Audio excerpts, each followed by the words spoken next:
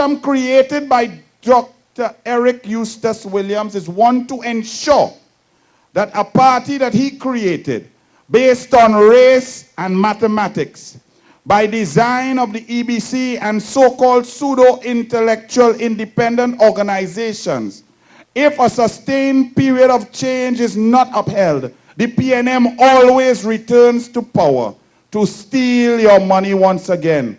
So when the Congress of the People says we must stay the course, we must stay the course. It is easy to talk, it is easy to blame, but you cannot blame your councillors, because has anybody looked at the budget estimates? When the system of governments begin, it begins with the budget estimates. You all would know that the first thing I said is no more money in Taruba, nothing else. Remember, Taruba was supposed to be cricket stadium, swimming pool, AstroTurf, hotel, gym, sports science. Remember all of that? The first thing we said in Congress of the People is nothing else. Finish the stadium if you have to, but nothing else. Check the first year budget 2011. You see 30 million allocated by this minister who say he's not doing that for development of the Taruba multi-sport facility.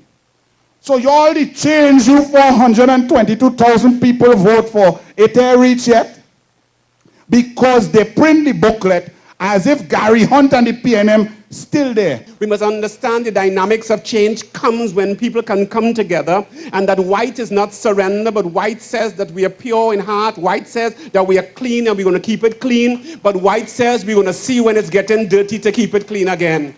But change is a hard thing. Change is a difficult thing. As a matter of fact, I can go biblical. When the children of Israel came out of Egypt, it was a thing that they couldn't endure for too long. The moment something happened and a little difficulty came, they started to think, you know, we were better off in Egypt. It is better for us to go back there and eat all the pomegranates and the food of Egypt. But I am saying to you that the PNM is Egypt, and we cannot afford to go back to Egypt. We cannot afford to even think about going back. And the fact that we cannot afford to do that says that you and I cannot continue to think the way we are thinking. Go ahead, continuing to grumble and fight. The fight is against one set of people. It's against the PNM, when we cannot afford for them to come back in power. I want to let us know this. You and I, none of us that are here, must sit back and decide, well, things haven't been right for the last 3 years. We must never sit and say, well, this government is we own and we ain't getting nothing. Let me tell you something, you might not have gotten something, nothing. But what you had gotten over the last 40 years under the People's National Movement was not just nothing, was not just nothing, but it was nothing. The Congress of the People has been put into this administration and into this nation for a very specific purpose, and that is to stay the course and to lead the charge in transforming this nation. And we will do it. We're not backing from that responsibility. We've taken this transition. This is a transition phase that we're in. We're inside. And I'm asking all members of the COP to stand strong, to continue to stand with your political leader, to continue to stand with your members of parliament, to support your local government councillors, to go in and demand what we truly ask for, to demand what truly belongs to this nation, to demand what truly belongs to us. We are demanding that. But now we're standing strong, and we're even in a better position now than when we started, believe me, because the people have come to understand that COP is at the center of this nation. We are the center of this political process. We are the center of making the government in Trinidad and Tobago. We are here. We are calling all people to rally behind the Congress of the People. We have transformed the architecture of the public service. And in so doing, we are moving away from this pyramid, which was filled with a lot of clerical staff at the bottom of the organization, to one which is diamond-shaped and allows for the entry of a number of new professional job opportunities. One that allows for the empowerment of a public service, so that when you go to any public service, you can get service. Decisions can be made right there and then. This is an empowered public service, empowered citizens, empowered public officers, who at the end of the day, if you give them the requisite resources, can be innovative, creative, entrepreneurial, and at the end of the day, deliver to you the best quality public service. We have brought for the first time in a nation's history a different type of politics, where the politics wasn't about power for the sake of power, where power has been used as a weapon.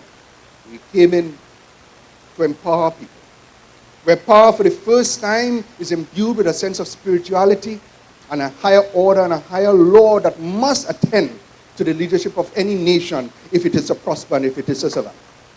This is the first time that you have a political party that speaks to values at its core. I want to say this. The hardest seats in this nation, never before had they seen anything but PNM. Who occupy it now? COP. But the burden mustn't fall only on the Congress of the People. As we move forward in this term with our partners, we have more time. We have learned our lessons, and we shall not repeat errors of the past. I want to say that Diego Martin is COP country. All of the Diego Martins.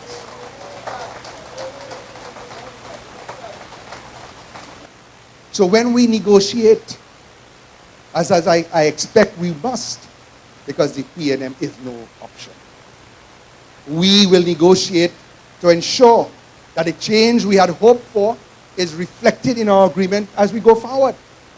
And that we live up to those things, not just in expectations, but as conditions of our partnership. I have said before, the COP will not betray our trust. We signed on for 5 years, and we shall take the burdens and do the work and stay the course. If, however, there is a breach of promises that we made to this nation in this term, the COP will have a different point of view. But that is not yet an issue, and I don't imagine it would be.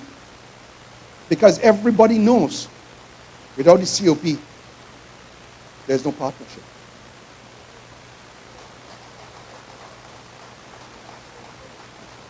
And without the partnership, there will be no change. The equation is simple for me. So when I hear all people convoluting their thoughts and mine and strategizing about the survival of the COP cannot fail, will not fail.